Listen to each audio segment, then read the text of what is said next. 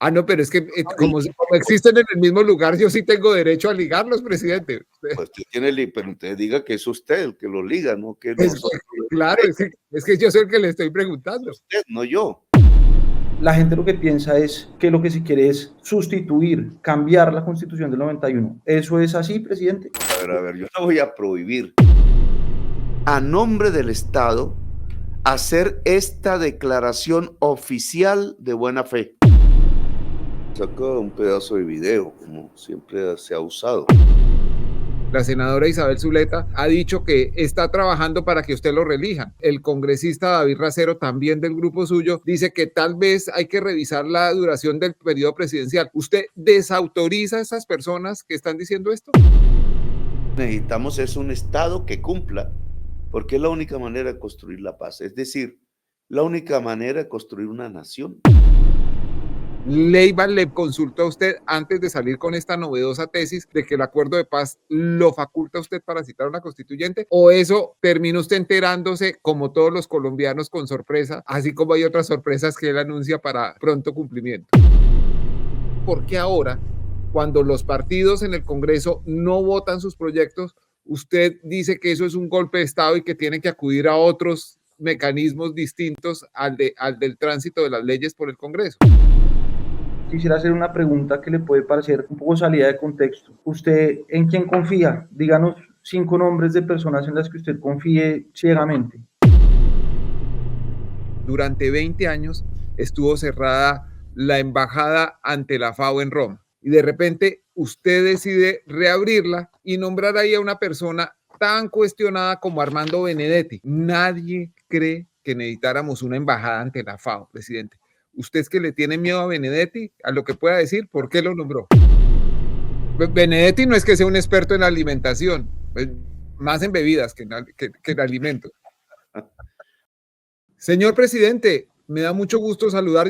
Gracias por aceptar esta invitación de Cambio y el Reporte Coronel. Usted nos ha fijado un límite de tiempo, por eso vamos a tratar de hacer preguntas rápidas y le pedimos a usted que en lo posible también sea breve las respuestas. Y lo primero que quiero decirle es que el país está desconcertado con el tema de la constituyente. La pregunta concreta es, ¿usted se quiere saltar las reglas que están establecidas en la Constitución para reformarla a través de otra figura que cite una asamblea? No, para nada. La Constitución de Colombia establece las formas de cambiarse.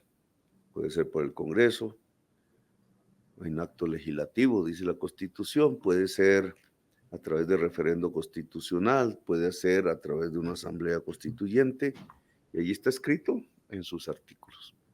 Yo no he hablado de los medios, las formas, yo he hablado del contenido, de qué significa que el pueblo se declare en poder constituyente. Es lo que he dicho, poder constituyente. Poder constituyente no es un medio, poder constituyente es una actitud de la población. La actitud que genera la democracia. Si usted recuerda bien, la democracia es el poder del pueblo. El poder constituyente es el poder del pueblo. El himno nacional dice que el pueblo es soberano. La Constitución Nacional dice que el poder emana del pueblo, siguiendo la teoría clásica de la democracia del mundo y de Colombia. Así se fundó la República de Colombia. Hoy se extrañan de que un presidente convoque el poder constituyente, el que le diga al pueblo decida, el que le diga al pueblo adquiera las formas organizativas, la decisión, la voluntad, la movilización y la fuerza para expresarse. Esa es la democracia. Lo que el presidente de Colombia está pidiéndole al pueblo es que se apersone de la democracia. Señor presidente, aquí me parece importante que nos fijemos en los términos, porque usted ha hablado del poder constituyente, pero también en su momento en Cali habló de que si a usted no lo dejaban gobernar, que si lo rodeaban, se tenía que convocar una Asamblea Nacional Constituyente. Un par de meses después usted dijo que no era ese el concepto, que ese era un invento de los medios o una narrativa de los medios. Yo quisiera pedirle a producción que miremos un video muy corto para recordar ese momento. Posibilidad de un gobierno electo popularmente en medio de este Estado y bajo la Constitución de Colombia no puede aplicar la Constitución porque lo rodean para no aplicarla y le impiden, entonces Colombia tiene que ir a una Asamblea Nacional Constituyente. Yo no he hablado aquí de una Asamblea Constituyente, como repite una y otra vez la prensa, y menos aún que para reelegirme. Los que se reeligieron fueron otros, no yo. Cambiaron la Constitución para ello. Aquí yo estoy hablando de un poder constituyente. No confundan el objetivo con los medios. Poder constituyente es poder del pueblo. Es capacidad de decisión. Es capacidad de organización. Es poderle decir a toda la sociedad colombiana que el pueblo tiene poder. Le pongo este fragmento, presidente, porque evidentemente usted se habló concretamente de la figura de la Asamblea Nacional Constituyente. Eso no fue una narrativa que haya surgido en los medios. Entonces quisiera preguntarle a usted cómo espera que se manifieste ese poder del pueblo para convocar una constituyente fuera de los lineamientos, digamos, de lo que plantea la Constitución hoy vigente. Sí, usted saca un pedazo de video, como siempre se ha usado, no lo que se explicó. No solo en esa reunión, sino en muchas, porque llevo ya desde ese momento hablando y hablando alrededor de este tema. Entonces he sido explícito, incluido este último pedazo de video que usted muestra, que es mi última reunión en Córdoba, exactamente en Pueblo Nuevo, en el día de ayer. Hay unos medios para expresar el poder constituyente. El poder constituyente puede expresarse en un cabildo abierto, así lo hicimos el 20 de julio hace 2 siglos. El poder constituyente puede expresarse a través de consultas. El poder constituyente puede establecerse a través de asambleas populares. El poder constituyente puede expresarse a través de una asamblea nacional constituyente. Puede expresarse a través de un referendo constitucional, que entre otras usó Uribe hace varios años en su primer gobierno. Fue derrotado por el pueblo, porque allí, entre otras, quería volver norma constitucional que el presidente pudiera nombrar miembros del poder legislativo del Congreso, de los grupos armados que hicieran una negociación con él en un número indeterminado. Imagínense, el presidente nombrando el Congreso de la República. Eso lo escribió en aquella época que iba a ser una negociación con los paramilitares. El poder constituyente se puede expresar a través del Congreso de la República cuando éste se coloca en la posición del acto legislativo, que varias veces lo ha hecho en estos últimos 30 años. El poder constituyente se puede expresar directamente o a través de representantes o a través de otro tipo de acciones como el voto popular. De hecho, cuando se me elige en el año 2022, en las elecciones, el pueblo se constituye en poder constituyente. Si no, no habría presidentes elegidos y esto no sería una democracia. Lo que ha intentado ciertos medios de comunicación, más bien la política, es creer que yo soy como Uribe. Ahí sí es un pecado. Cuando Uribe lo aplaudían, lo ensalzaban, porque los dos proyectos son completamente diferentes. El que enarbola Uribe, autoritario, antidemocrático, que destruye los valores democráticos bajo una supuesta teoría de la seguridad que lo único que ha hecho es matar, que construye desde la economía un proceso bastante violento de concentración de la riqueza, como las estadísticas sobre desigualdad social lo demuestran. Eso es lo que se ha hecho a partir de ese tipo de proyecto político.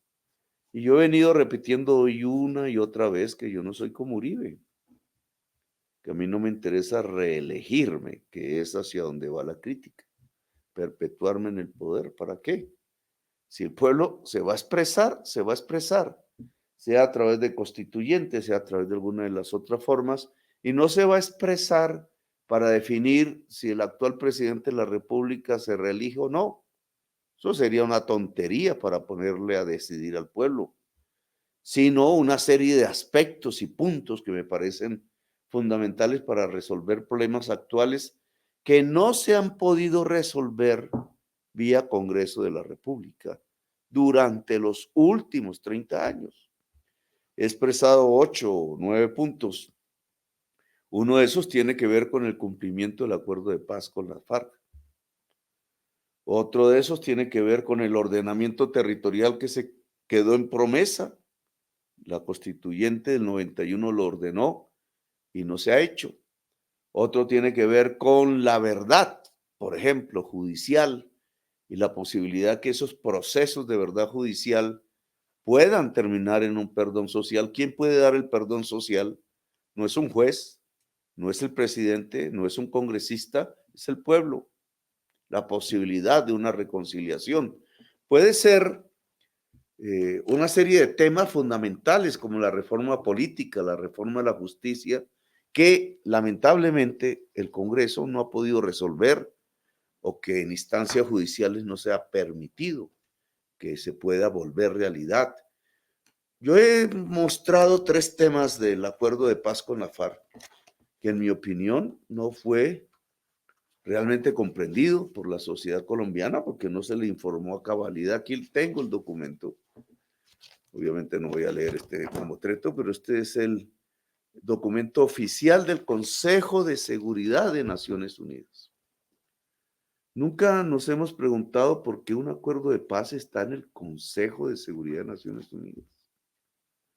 Entonces, me he leído obviamente el mamotreto, pero fundamental una carta que es la carta de Juan Manuel Santos, es 3 párrafos. El acuerdo de paz con el M-19 tenía 3 párrafos, aquí también son 3 párrafos, firmada por él, que dirige a Antonio Guterres, el secretario general de Naciones Unidas, para que éste entregue este documento a el Consejo de Seguridad. Por eso este es un documento oficial del Consejo de Seguridad. Y solo le leo unas frases para empezar esta discusión y por qué yo estoy hablando del poder constituyente en Colombia. Dice en el segundo párrafo: quisiera también, está hablando aquí, escribiendo Juan Manuel Santos, firmado por él, y dice textualmente, abro comillas, quisiera también a nombre del Estado, paréntesis mío, está hablando como jefe del Estado, no como el presidente de la administración o del gobierno, sino como jefe de Estado, a nombre del Estado, hacer esta declaración oficial de buena fe en forma de declaración unilateral de Estado. Esto es un concepto que debió ser analizado por todos ustedes, por la prensa. No me lo estoy inventando, si es la segunda página del acuerdo de paz con la FARC. Y entonces, ¿qué significa declaración unilateral de Estado ante las Naciones Unidas? Pues yo me puse a investigar un poco, Daniel, a usted le gusta investigar, y resulta que aquí está una descripción que sale de la Convención de Viena, que es un tratado que firmamos hace muchísimo tiempo, creo que yo no había nacido en ese entonces.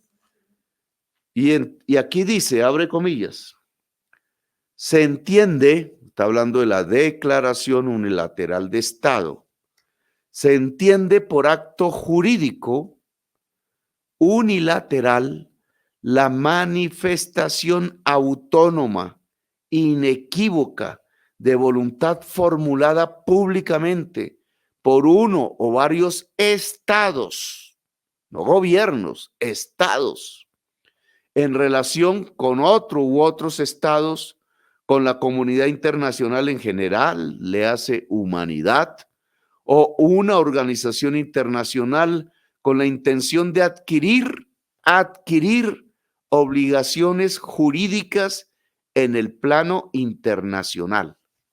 Es decir, nosotros no, el presidente de la República del entonces, Juan Manuel Santos, como jefe de Estado, se compromete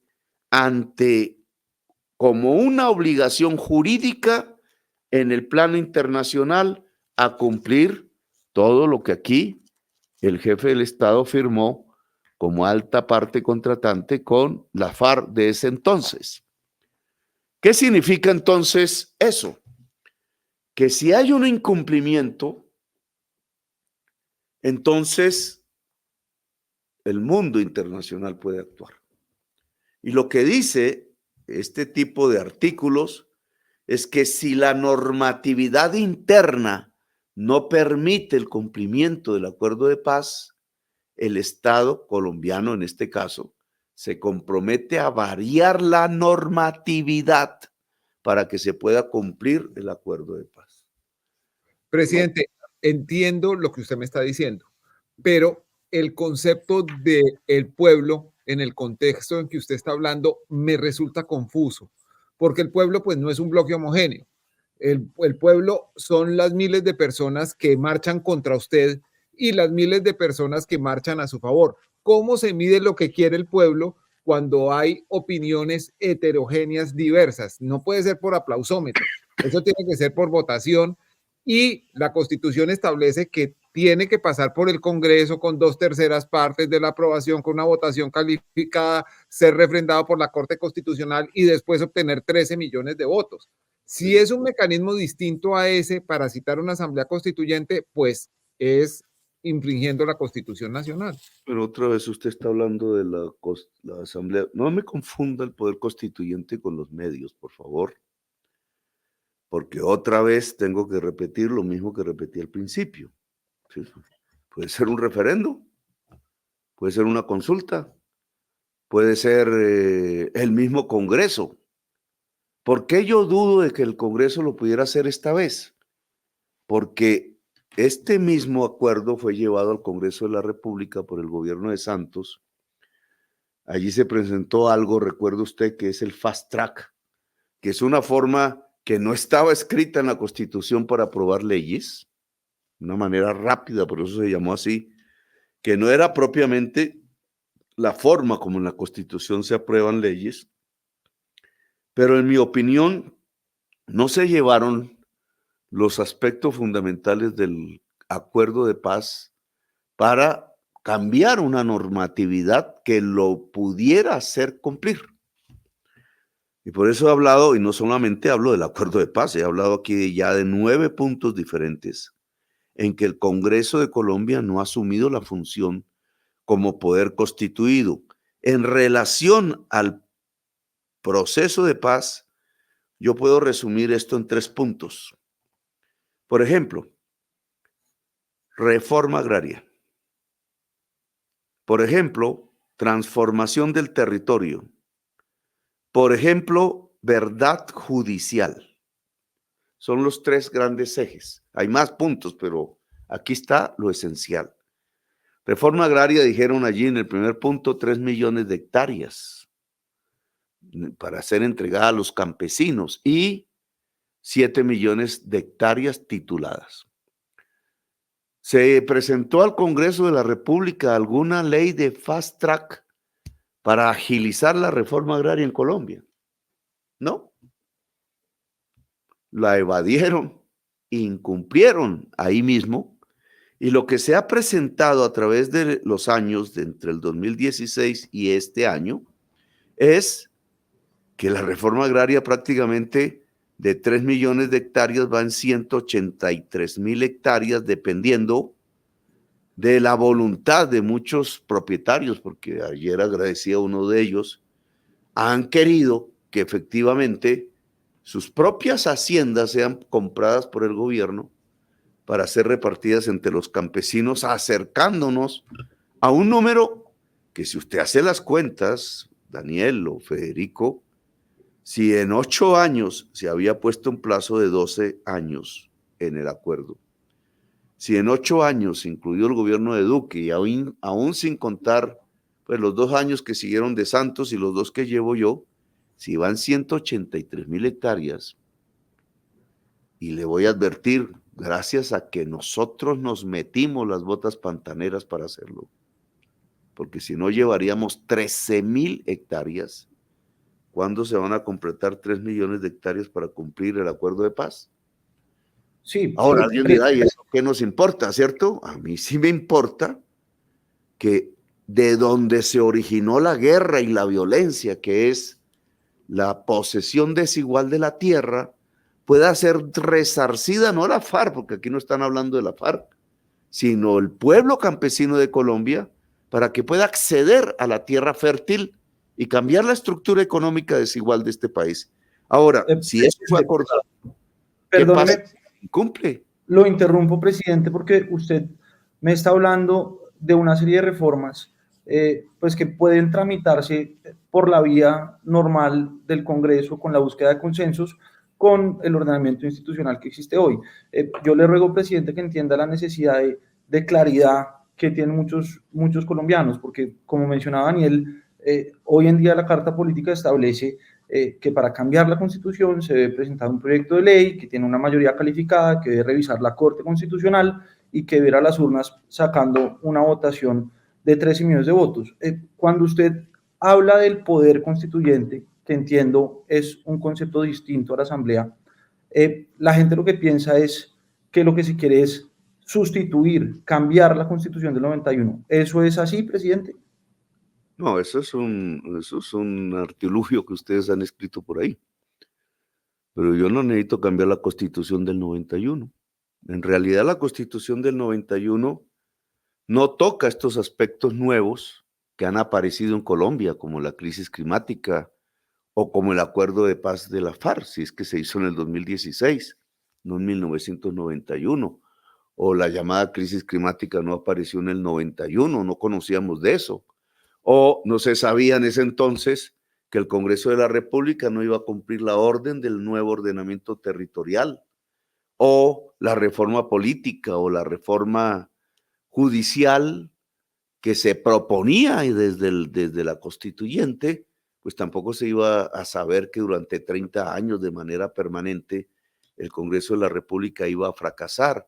O un tema como la verdad judicial sobre el gran conflicto colombiano no apareció en la constituyente del 91. Son temas que ha debatido la sociedad colombiana a posteriori y que tienen que ser introducidos, en mi opinión, al cuerpo constitucional. Y al cuerpo constitucional solo se entra, sino como poder constituyente, a menos que el Congreso de la República, vuelto constituyente, asuma esas funciones. No lo ha hecho en 30 años. Claro, pues, usted puede decir, es que puede, sí, teóricamente puede, pero no lo hace. Si una simple reforma como el de la salud, que no necesita de constitución, no ha podido ser tramitada, si las reformas propuestas desde el estallido social por el pueblo, que ahí se manifestó, o en las elecciones donde se manifestó mayoritariamente, no por miles, por millones, no es tenido en cuenta, si todo el paquete de graves problemas de Colombia, que incluyen estos del acuerdo de paz, pero no son los únicos, que tienen que ver con el nuevo problema de la crisis climática que cada vez es mayor, que tienen que ver con el problema de la reforma judicial o política, que tienen que ver con los temas de la transformación del territorio. Oiga, es que si el territorio excluido de Colombia no cambia, pues nos hundimos en el narcotráfico, nos hundimos en las economías ilícitas, nos hundimos en la violencia y hablar de paz se vuelve demagógico ante la realidad. Si esta serie de problemas, y voy a poner uno del cual también la prensa habló en campaña, manipulando el contenido de lo que se proponía, que es el perdón social. Si no aparece un perdón social sobre quienes han detentado la violencia, entonces, ¿cuándo nos vamos a reconciliar? Siempre hablando de matar al otro y siempre matando al otro, porque es lo que sucede. Presidente, usted dice unas cosas que son muy claras. Daniel, los va a resolver el Congreso de Colombia en los próximos 2 años o 5 años, cuando no asumió esa discusión durante los últimos 30 años desde que rige la Constitución Nacional. Usted dice una cosa, esta iniciativa mía no es para reelegirme, no es para tocar el periodo presidencial, pero yo debo decirle que no ayuda mucho a la claridad que gente cercana a usted está expresando ideas distintas a las que usted dice. La senadora Isabel Zuleta ha dicho que está trabajando para que usted lo reelijan. El congresista David Racero, también del grupo suyo, dice que tal vez hay que revisar la duración del periodo presidencial. ¿Usted desautoriza a esas personas que están diciendo esto? Pues si es que yo no lo he dicho. No, pues claro, usted no lo ha dicho, pero si usted permite que lo digan sus... A ver, yo no voy a prohibir que la gente se exprese, pues mucha gente querrá que yo pudiera reelegirme tal cual lo hizo Juan Manuel Santos, que ahora convoca un golpe de Estado bajo esas circunstancias, o al señor Uribe, que también convoca un golpe de Estado. Ellos fueron los que se reeligieron. Lo hicieron cambiando un articulito. Yo estaba de congresista allí en esos debates y yo voté en contra. Entonces, si yo mismo he votado en contra de la reelección, ¿por qué ahora la quisiera? Lo que yo quiero... Presidente, ¿se entiende? El primer momento en que hemos venido hablando de estos temas, de que el pueblo colombiano adquiera el estatus de poder constituyente, nunca, jamás he planteado que se me reelija. A mí eso no me interesa. Presidente, ¿se entiende? Puedan hacer en el país. Se entiende que usted, por supuesto, respeta la libertad de expresión y las opiniones de quienes quisieran una reelección suya. Y una cosa es respetar, pero una cosa que usted sí puede hacer perfectamente es ser enfático y apartarse públicamente de esos planteamientos. Otra de las personas que lo planteó esta semana fue el exfiscal general Eduardo Montealegre, que dijo pues, que estaba trabajando en un decreto para convocar una constituyente por esa vía que incluyera una reelección presidencial. ¿Usted hoy públicamente se aparta por completo de esa tesis? ¿O la desautoriza, digamos? A mí no me interesa eso. Me interesa que el Estado cumpla. Que el Estado le cumpla al pueblo de Colombia. Que el Estado le cumpla la paz de Colombia. Que no puede seguir siendo tradición un Estado que incumple. Porque un Estado que incumple su palabra, y por eso les leí la carta de Juan Manuel Santos, declaración unilateral de Estado ante la humanidad. Y lo que significa eso como compromiso, por eso necesitamos es un Estado que cumpla, porque es la única manera de construir la paz. Es decir, la única manera de construir una nación. Es el contrato social de convivencia. Si no se cumple con los contratos de convivencia, pues lo que viene es la violencia. Por eso cada vez que firman un acuerdo de paz, que lo incumplen, porque también ha sido incumplida la Constitución del 91. Pero lo que viene es seguir viviendo de generación en generación en violencias, matándonos entre nosotros mismos y viendo esa mortandad como si fuera algo natural en la sociedad colombiana. Sí, también hay cosas de los acuerdos de paz que han funcionado, presidente, porque de otra manera no sería usted la persona que ocupa el solio de Bolívar en este momento. Usted firmó un acuerdo de paz, usted era parte de una organización alzada en armas, ha cumplido ese acuerdo de paz durante 30 años y por eso fue elegido democráticamente como presidente. La democracia es también el cuidado sobre las formas institucionales. Yo le quiero preguntar si Álvaro Leiva que salió pues mal de la Cancillería, le preguntó a usted cómo era esto de acudir a una vía no establecida en la Constitución, sino en el acuerdo de paz para citar una constituyente. ¿Eso es algo que él consultó con usted antes de decirlo o usted se enteró al mismo tiempo con el país? Alcancé a oír un poco mal, pero digamos, Álvaro Leiva fue el asesor de Juan Manuel Santos. Presidente, pero pues, digamos, como Santos ya es expresidente y no está citando la constituyente, me parece que es importante preguntárselo a usted. ¿Leiva le consultó a usted antes de salir con esta novedosa tesis de que el acuerdo de paz lo faculta a usted para citar a una constituyente? ¿O eso termina usted enterándose, como todos los colombianos, con sorpresa, así como hay otras sorpresas que él anuncia para pronto cumplimiento?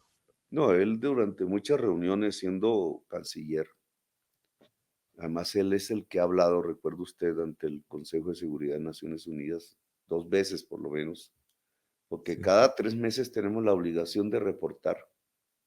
Yo estoy pensando ir al Consejo de Seguridad de Naciones Unidas, porque a diferencia de lo que usted acaba de decir, es que también se puede, respetando las formas, es que yo he encontrado que no se quiere cumplir el acuerdo de paz. Lo que dice Leiva es que él es protagonista con el presidente del entonces de darle la forma, como usted acaba de decir, la forma de declaración unilateral de Estado al acuerdo de paz. Eso tiene un compromiso. Cuando Francia intentó de nuevo hacer pruebas nucleares, porque Francia utilizó este mecanismo para decirle al mundo que no iba a hacer más pruebas nucleares, la Corte Internacional de Justicia hizo un pronunciamiento y Francia acató su propio compromiso ante la humanidad. Nosotros estamos ante ese mismo momento, pero en relación al proceso de paz que firmó el Estado colombiano. Sé que una mitad de la población así se ha expresado en estos diversos épocas en donde el pueblo se ha expresado, pues no está con el proceso de paz, lo hizo cambiar, y otra mitad de la población quiere la paz. ¿Por qué votó no? Eso ya es un problema de la investigación histórica, porque una parte de la sociedad colombiana quiere continuar en medio de la violencia, o cómo fue que entendió lo que se le proponía en aquel entonces, etcétera. Todo este tema que conoce el pueblo de que dijeron que iban a volver homosexuales a los niños, etcétera, o que la FARC iba a tomar el poder. Cosas de esas, como ahora se repiten de nuevo, porque entonces yo intento cumplir con el proceso de paz, el de la Constitución del 91, porque la Constitución es un acuerdo de paz, y el que firmó ahora Santos, y sale toda una historia fantasmagórica. No, Sí, que dice el convenio que formula que es una declaración unilateral de Estado, es que si un Estado cumple, que si un Estado incumple, puede haber sanciones internacionales, y que lo que se solicita ante un incumplimiento que se exprese es que se adecúen las normas internas para cumplir el acuerdo al cual se comprometió el Estado ante la humanidad. Cambiar las normas es lo que yo quiero. sí, presidente, eso, a ver, usted y el ex canciller Leiva tienen esa lectura, pero a mí me llama la atención que los arquitectos de ese acuerdo, sin excepción, todos han salido a decir que no entienden ustedes de dónde entendieron eso, incluido el expresidente Juan Manuel Santos, bueno, y todos los expresidentes que nunca se ponen de acuerdo están en esa misma línea. Yo quisiera decirle, usted pues en su vida política siempre ha defendido los procesos de paz, y en este particular yo no recuerdo una declaración suya en el pasado en donde usted dijera que para esa implementación del acuerdo se requiere una constituyente, porque solo hasta ahora surge esa teoría. Es que, Federico, si usted me repite lo mismo y lo mismo, como si salieran mis palabras, pues me está metiendo una especie de trampa conceptual, porque es posible que una constituyente pudiera resolver problemas del acuerdo de paz no resuelto. Eso no es un camino que sea prohibido, pero es también posible que diversos caminos de poder constituyente, cambiando las normas para que se pueda cumplir esto que firmaron otros, es cierto, yo no lo firmé, pero el que lo firmó como jefe del Estado, y yo tengo que hacerle caso a eso, y el compromiso ante la comunidad internacional. Entonces, ¿por qué no cambiar las normas que permitan hacer una reforma agraria en Colombia? Yo lo propuse en el Plan Nacional de Desarrollo y escondieron los artículos para que el Congreso no lo debatiera. ¿Por qué no cambiar las normas para que la verdad judicial sobre los graves hechos del conflicto armado en Colombia no aparezcan? Yo quiero que aparezcan. Que la JEP, mire lo que he debatido durante todo este tiempo y que tiene que ver con la reforma a la justicia. No me lleve usted al tema que no he mencionado, pero la JEP es una instancia de la verdad en donde se ha fragmentado la verdad, no por la JEP, sino por diversos acontecimientos jurídicos posteriores que alejaron de las palabras de este acuerdo lo que se había propuesto sobre verdad judicial. ¿Cómo? Han fragmentado la verdad. Si un hecho como la masacre del Aro, por poner un ejemplo, en donde participó unas unidades del ejército, donde participaron unas unidades paramilitares, donde una sociedad fue victimizada con decenas de muertos, campesinos allá en ese corregimiento, y donde todo indica que participaron civiles gobernantes y civiles no gobernantes ordenando la masacre. Entonces, ¿cómo se está investigando el hecho en este momento después de este acuerdo de paz? Lo que yo observo, de acuerdo a normas que impiden que aparezca la verdad, es que los paramilitares van a unos tribunales diferentes que se llaman de justicia y paz. Los civiles, gobernantes o no, que ordenaron la masacre, van a la justicia ordinaria, no les han preguntado nada al respecto. Los militares ahí no hay guerrilleros, solo militares, van entonces a la JEP. Y cuando usted divide la verdad de esa manera, pues no aparece, quedamos en la impunidad, queda escondida. Y entonces, si este documento ante el cual se comprometió el Estado de Colombia a través de su jefe de Estado ante el mundo y ante ahora, hablaba de que la JEP fuera el tribunal de cierre de la verdad. Es decir, que pudiera recibir la información completa e integral sobre un hecho como el Aro, solo lo pongo como ejemplo, hay muchísimos. ¿Por qué no lo puede hacer hoy? ¿Por qué estamos incumpliendo? ¿Por qué se trazaron normas diferentes que buscaban que no hubiera verdad en Colombia? Y entonces la verdad no es la antesala de la paz, no es la antesala del perdón social. Eso es lo que yo estoy diciendo y solo toco unos temas concretos. Usted me quiere llevar al tema de la constituyente cuando ese es un medio apenas de expresión que puede ser o no usado y que tiene unos métodos para ser convocado. Sí, señor, y que además este tema es un tema que tienen que ver con una iniciativa gubernamental, que tienen que ver, por ejemplo, con el 20% de los firmantes concejales de todo el país, que tienen que ver, creo yo, porque así lo escribí, con un acuerdo nacional. Sí, presidente. Acuerdo también ordena un acuerdo nacional. Eso es así, presidente, pero ¿por qué lo llevo yo a eso? Porque esa palabra constituyente que usted desde unos meses para acá ha puesto sobre la mesa, pues es una cosa que usted entiende perfectamente que genera unas suspicacias y unas lecturas que a veces pueden ser ambiguas y que seguramente además le dificultan a usted el tránsito normal de su gobierno justamente por el ruido que generan. Por ejemplo, hay dos, hablando, y digamos, el cambio de las normas es una cosa que está perfectamente contemplada dentro del ordenamiento institucional. Reformas constitucionales en los últimos 30 años hemos tenido por docenas, ¿no? Entonces, aquí, por ejemplo, presidente, esta última semana hay dos pesos pesados de su gobierno, su ministro del Interior y su ministro de Justicia, que salieron un poco a desarrollar estas ideas en la prensa y la opinión pública entendió que ambos ministros estaban de alguna manera en contravía de sus tesis, que estaban diciendo cosas distintas. ¿Esa, presidente, es una lectura equivocada? Pues no vi qué dijeron los ministros. No vi que era un planteamiento del ministro diferente a lo que yo he expresado ya durante todos estos meses.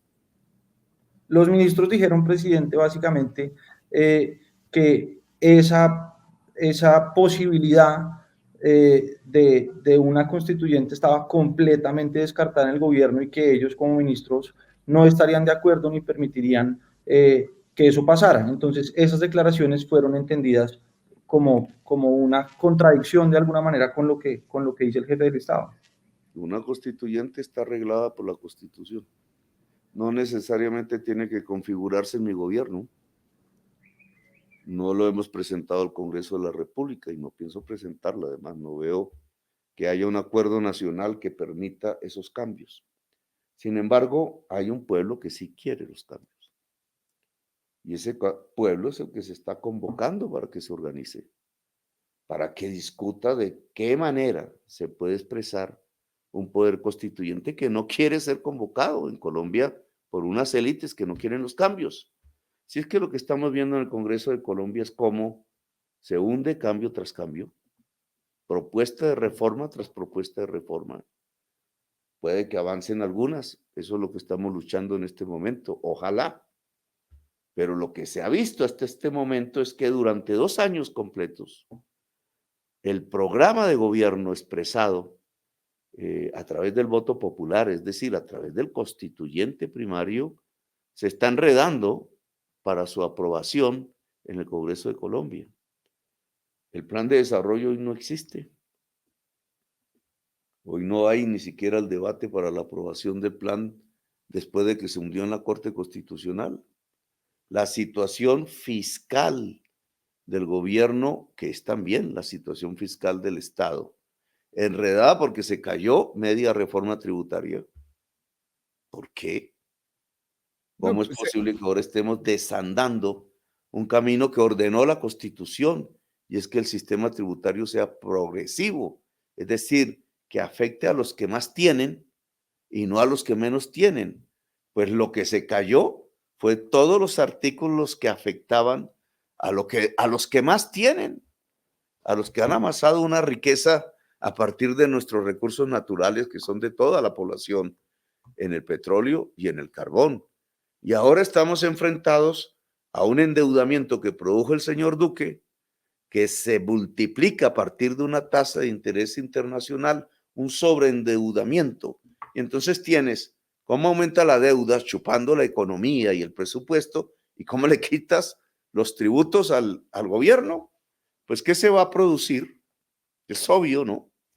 Una crisis fiscal. Y eso es una forma de enredar el programa del gobierno. Salidas hay, se le han presentado al Congreso de la República y se le presentarán.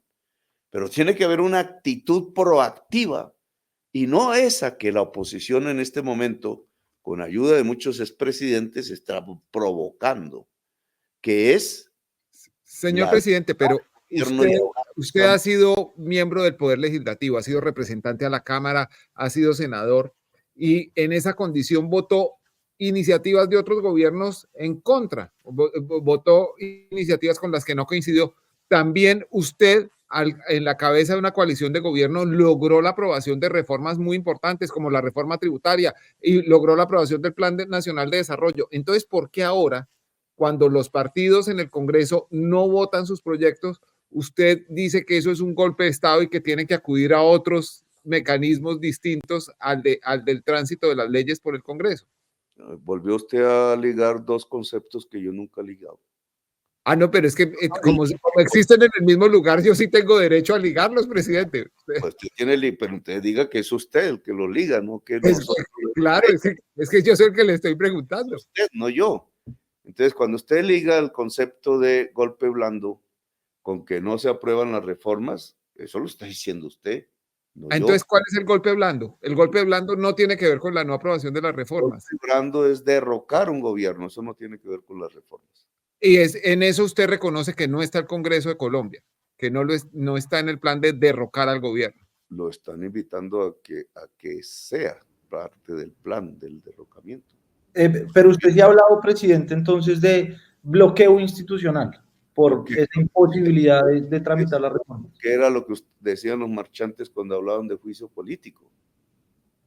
No era una abstracción.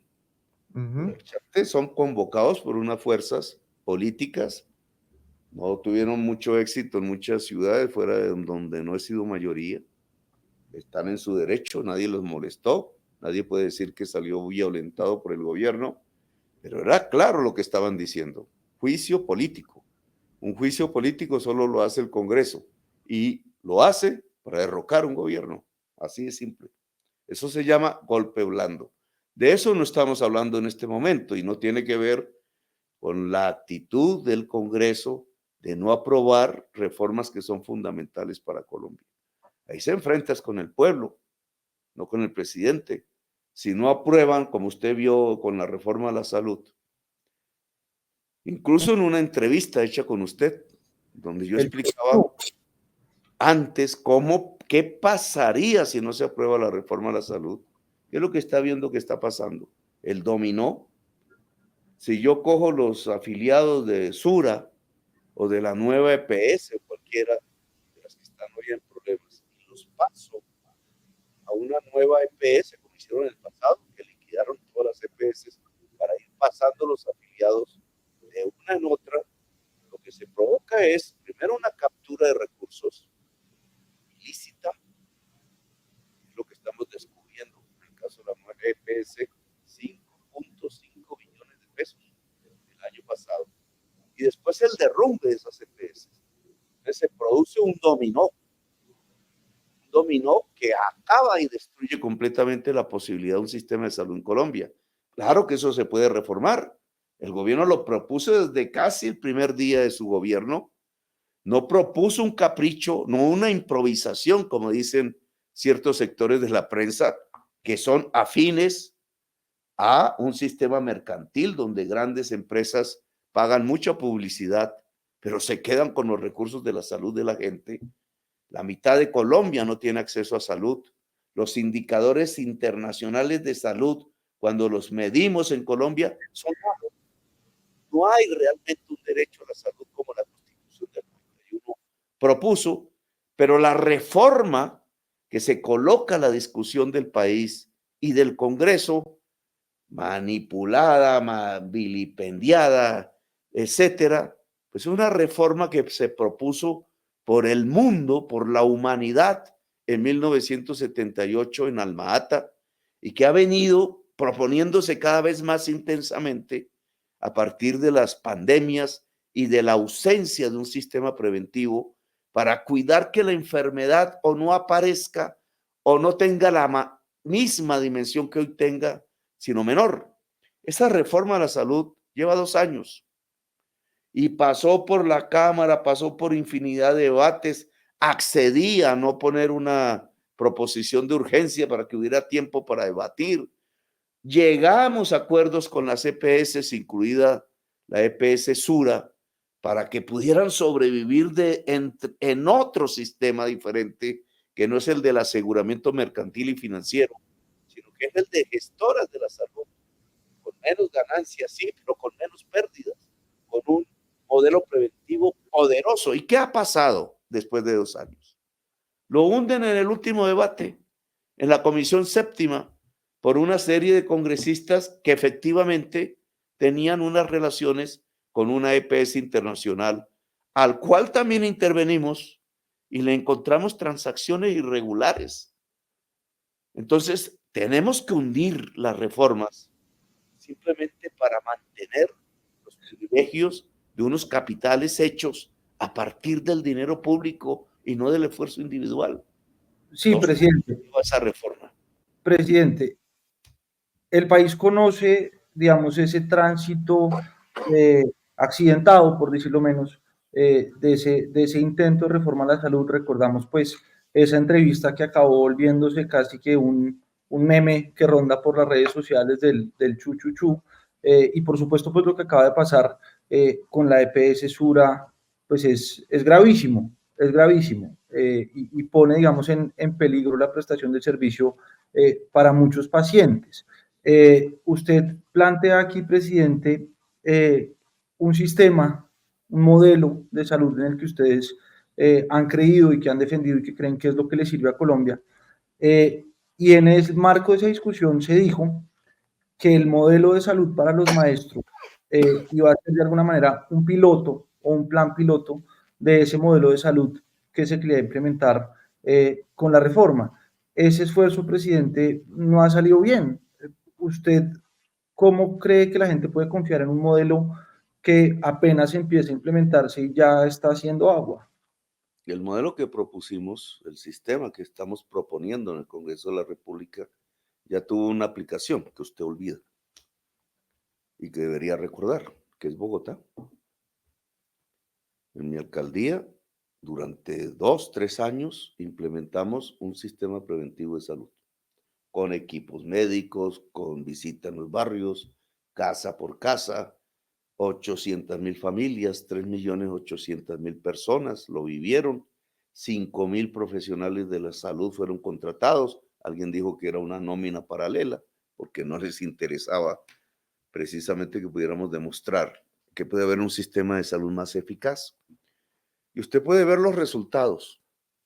Y ahí están en las cifras, los pueden presentar a través de sus medios. Nunca lo hicieron.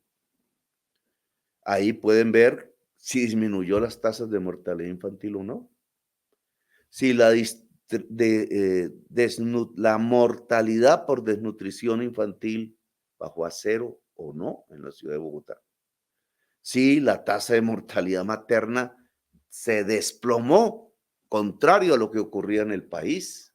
Si las morbilidades, como dicen los sectores profesionales de la salud, disminuyeron o no. Y disminuyeron.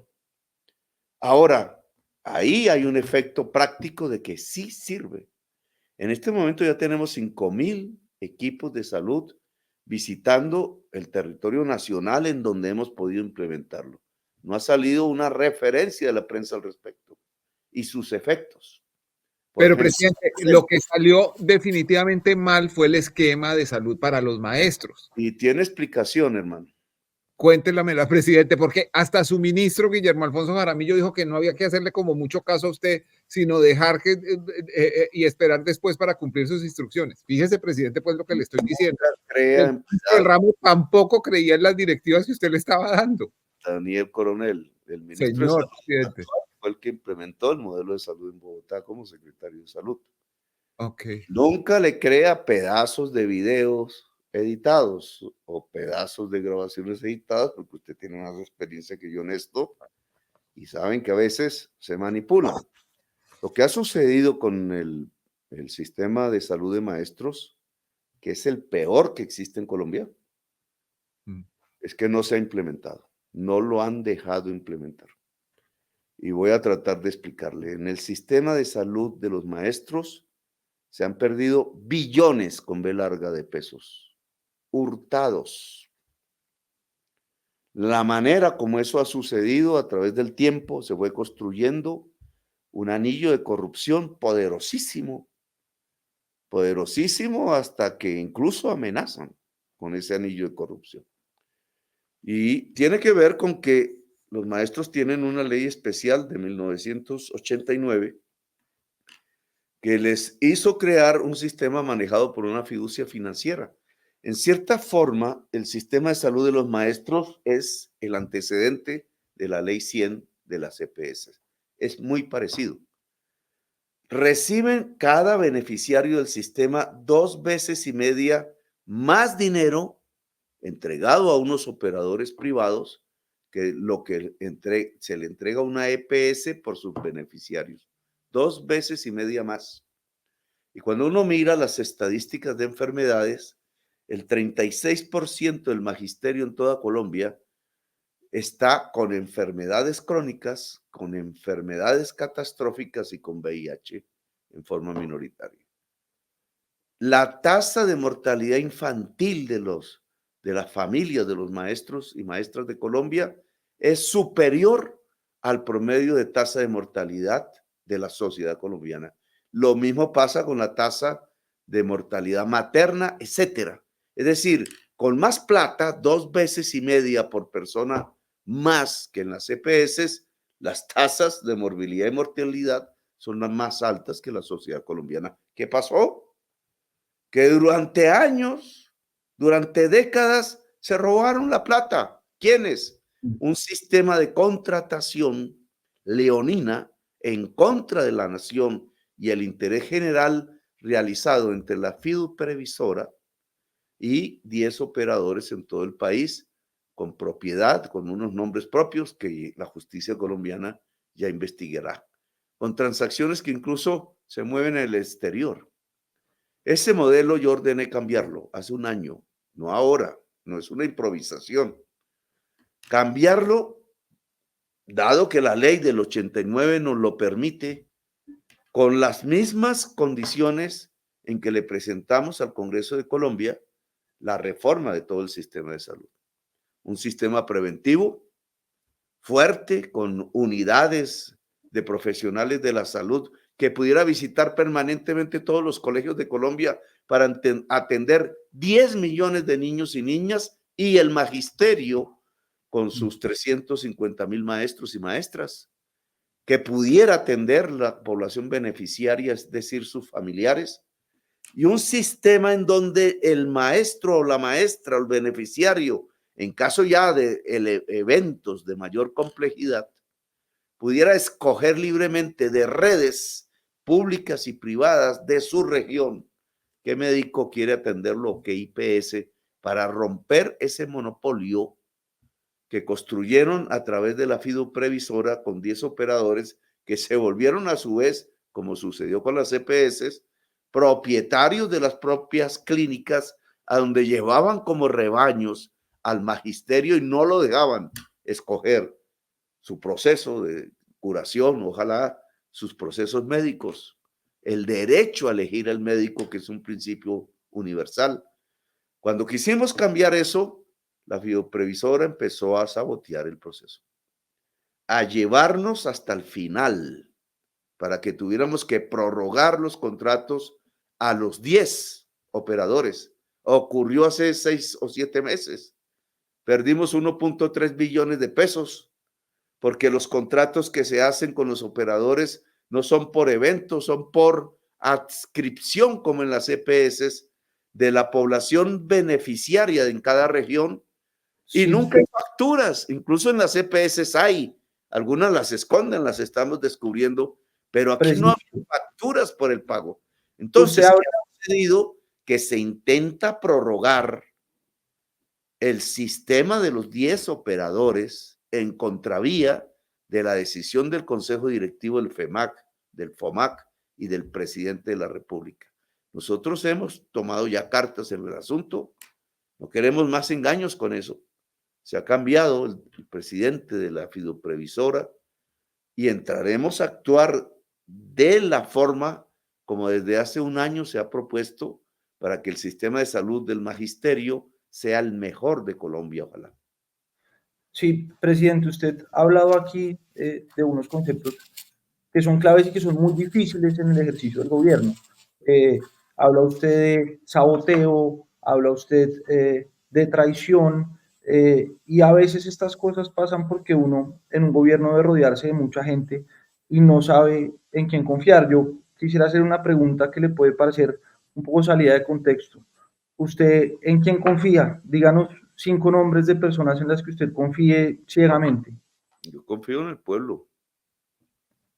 En la administración pública no se puede meter las manos por nadie, hay que estar vigilantes. Lamentablemente es un ejército completo de centenares de miles de servidores públicos, que queda uno sorprendido. Encontré que se perdieron 2 millones de artefactos en las guarniciones militares. Muchísimas municiones, pistolas, armas, explosivos, misiles.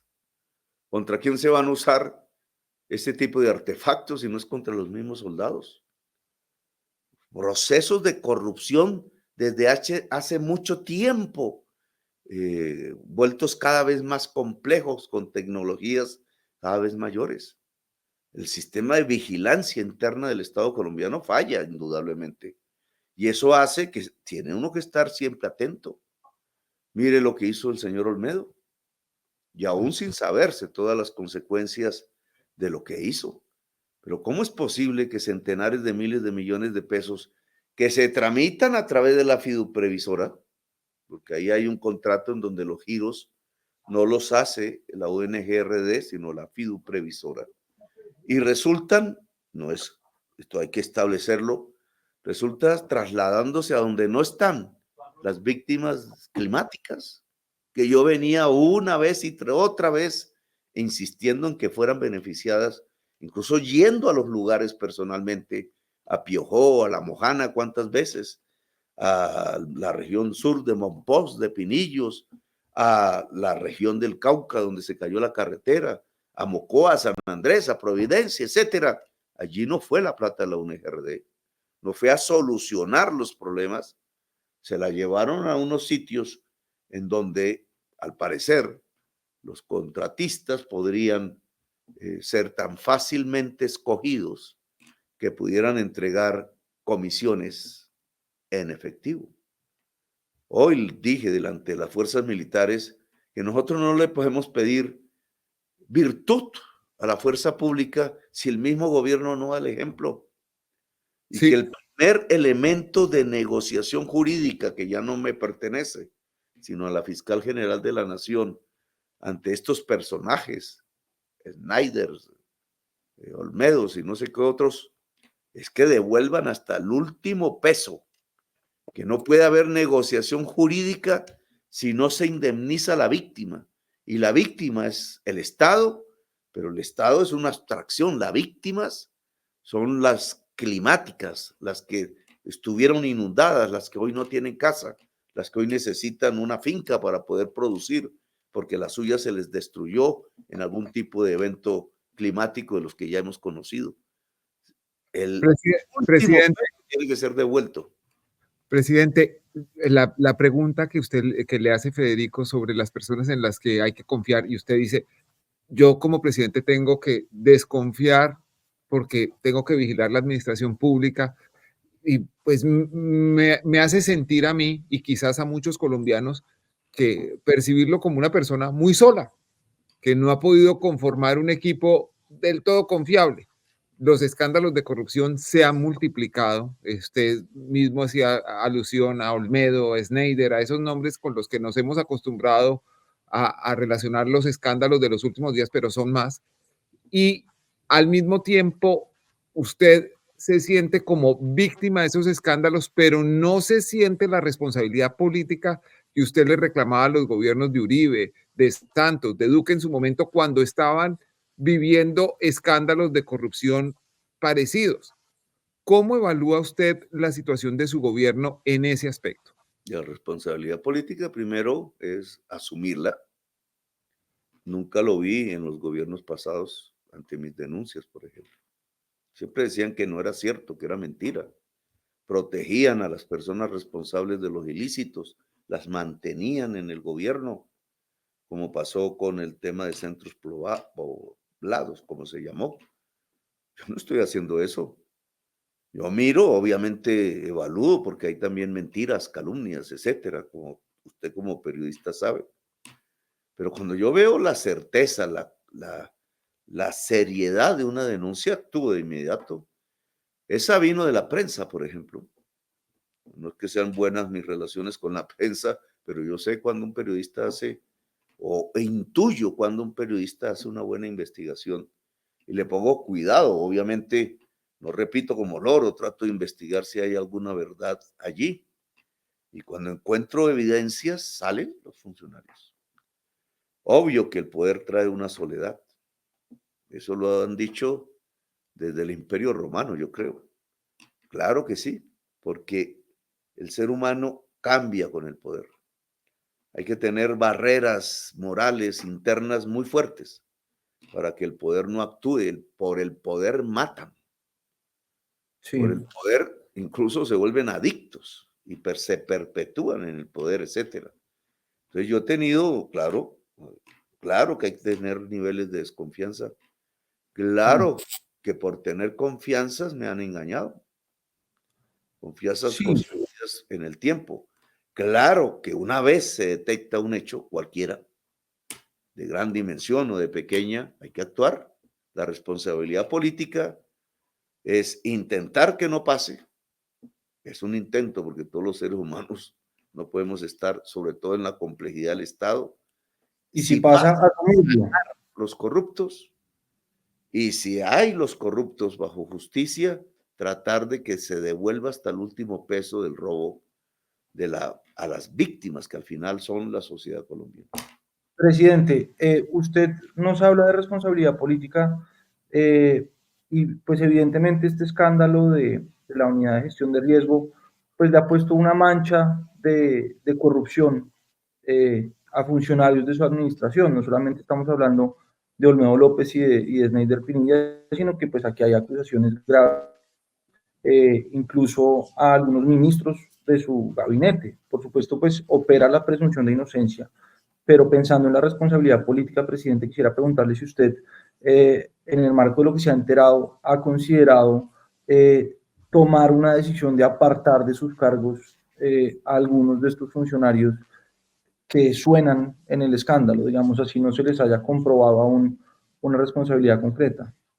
Sí, pero no es porque suenen, incluso porque no se les ha comprobado ni responsabilidad completa ni ninguna. Porque aquí también hay un juego que yo quiero, pues no depende de mí, ya es de la Fiscalía General, que es independiente de mí, como todos sabemos. Pero hay un juego que es intentar tener un beneficio jurídico, un principio de oportunidad que llaman en el derecho, a cambio de entregar una información que sea más poderosa que los mismos implicados. Es decir, que apunte hacia arriba, como dice la jerga de los abogados. En realidad, el jefe del señor Olmedo soy yo. Y entonces a Olmedo le queda difícil acusarme.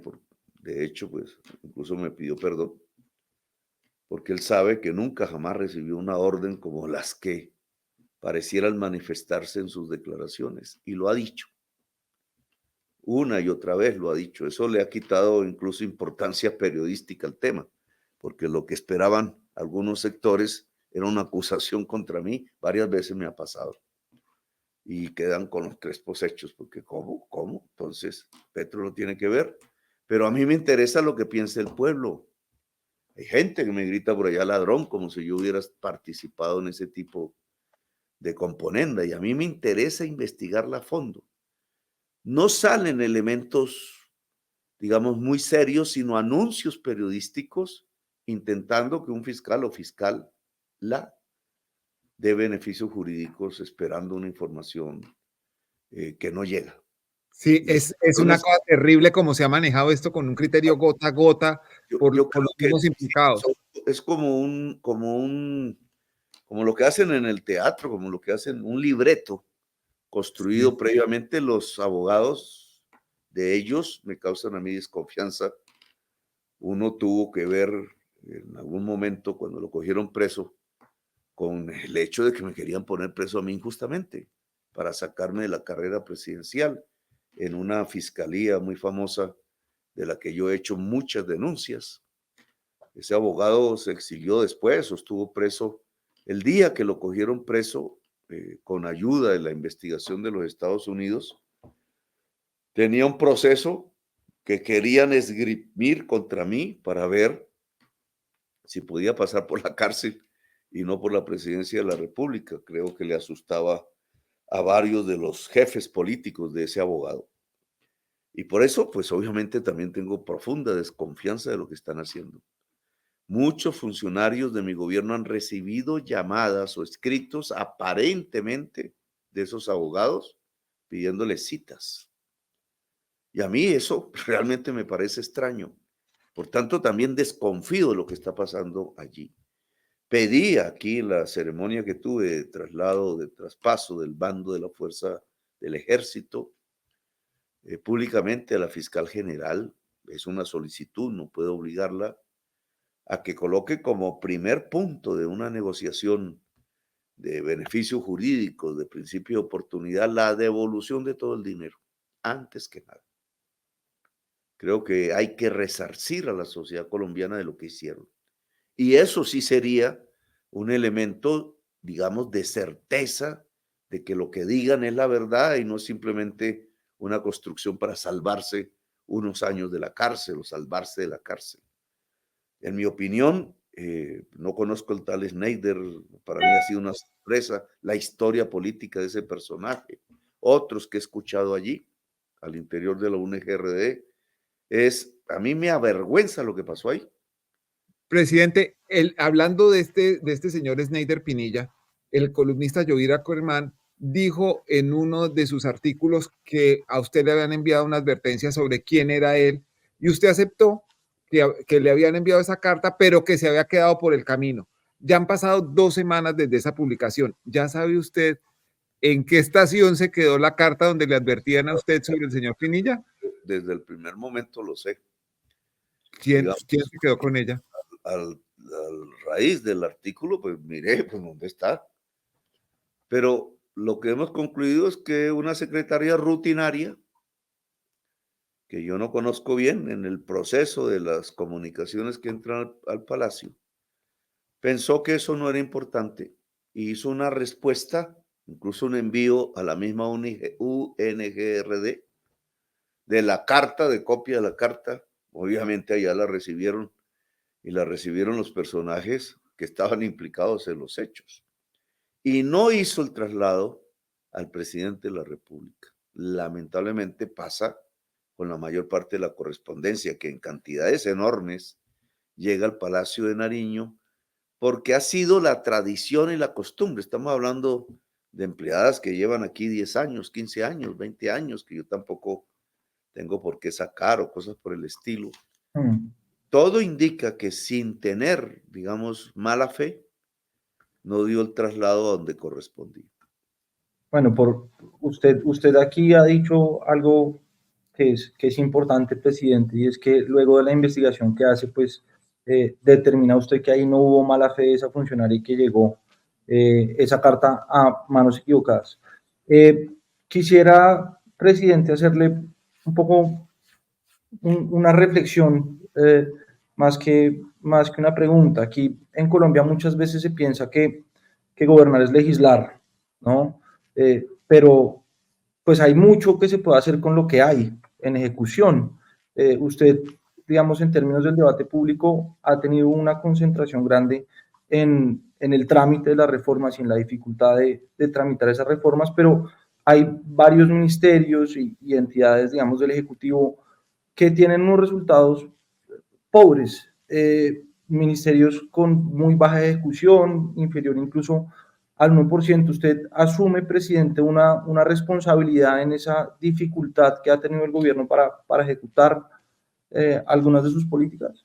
Mi actividad todos los días es impulsar los programas del gobierno, incluso descubrir los entuertos.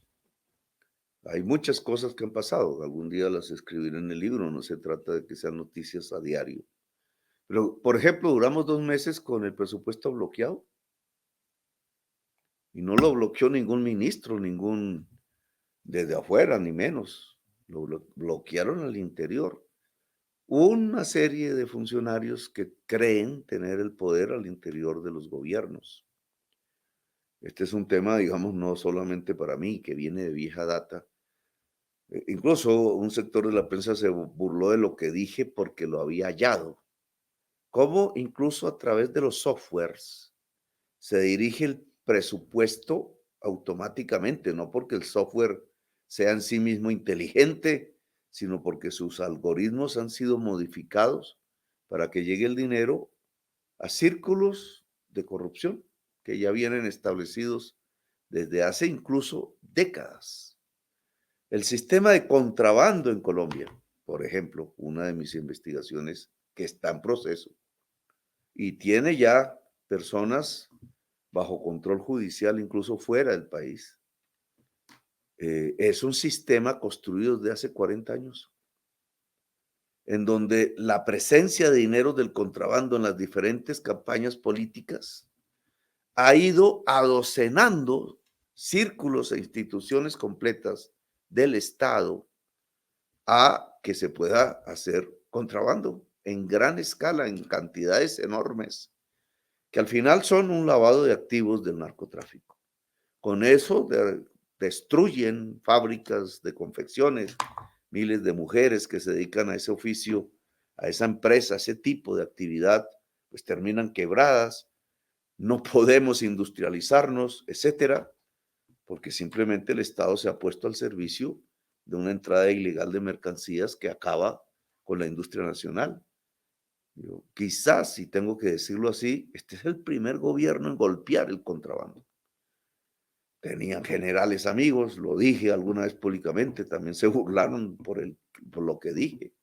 Tienen congresistas amigos, tienen políticos amigos, funcionarios dentro del Estado, los puertos, la Polfa, etcétera, que durante el tiempo pasado, y espero haber podido depurar eso, durante el tiempo pasado dejaron entrar miles de millones de dólares de contrabando para mal de la industria nacional. Como esto he encontrado otra serie de temas. Ecopetrol, por ejemplo. El FOMAC, que es lo que acabamos de hablar, el sistema de salud de los maestros, que hemos ido destruyendo, pero eso tiene resistencias. No es que el presidente dice, cuando yo voy a ver, se ha demorado tal orden, otra orden por allá, los contratos se hacen de otra manera, etcétera. Y tiene que ver con un sistema cualificado de corrupción construido entre el Estado de Colombia que estamos desmantelando. Y ojalá me alcance el tiempo para desmantelarlo completamente. Presidente, la baja ejecución del gobierno es algo que también percibe la gente y que la percibe como ineficiencia y a veces como ineptitud. Aquí entre nosotros, ¿usted admite que podría trabajar un poquito más para sacar adelante sus iniciativas? El gobierno, claro que puede trabajar más rápido, se arriesga. Pero lo que llaman ejecución tiene una serie de trampas en el concepto. Eso también es materia de una investigación periodística. Por ejemplo, la costumbre para tener altos índices de ejecución era un cambalache, le voy a decir. Era pasar la plata del ministerio a un fondo fiduciario. Es decir, a guardarla en un banco. El simple hecho de pasar la plata por billones del presupuesto al fondo ya decían que era ejecución. Es una mentira. Nosotros prohibimos pasar el dinero a fondos fiduciarios. Y obviamente la costumbre que tenían, pues se acabó. Y en esa medida hay una mayor responsabilidad sobre los jefes de entidades públicas de ejecutarla en los programas. Dado orden para que el PAC se reparta entre los ministerios de acuerdo a la discusión en los programas. Ese indicador no existe. Entonces la prensa se contenta con mostrar unos cuadros en donde hay unos porcentajes de ejecución y no miran si la plata realmente se ejecutó en programas o está guardada en los bancos para beneficio pues, de los banqueros, que guardan allí una enorme liquidez de billones sin que eso se esté traduciendo en obras reales para la gente. Pero usted personalmente, presidente, Gustavo Petro, ¿cree que podría trabajar más horas, más días a la semana para lograr la concreción de su programa de gobierno? Claro, ese es el desespero permanente y cotidiano. A eso nos dedicamos. Bueno, No sin dolor de estómago y de cabeza, pero ahí vamos.